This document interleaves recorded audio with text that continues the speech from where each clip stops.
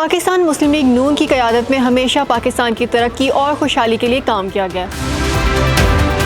खास तौर पर पाकिस्तान के बैनुल अक़वामी ताल्लुकात को मजबूत बनाने के लिए पाकिस्तान मुस्लिम लीग नून ने हमेशा एक अहम किरदार अदा किया। मियां मोहम्मद नवाज शरीफ की सरबराही में पाकिस्तान में CPEC जैसे मंसूबे शुरू किए गए। मियां मोहम्मद नवाज शरीफ के नक्शे कदम पर चलते हुए वज़ीर आला पंजाब मरियम नवाज शरीफ ने अपने हालिया 8 रोज़ा दौरे चीन के जरिए एक तारीख रकम की।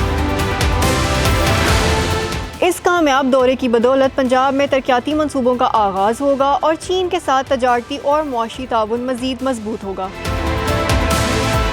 दौरा चीन के दौरान अहम शोबों में मुआहदे तय पाए हैं।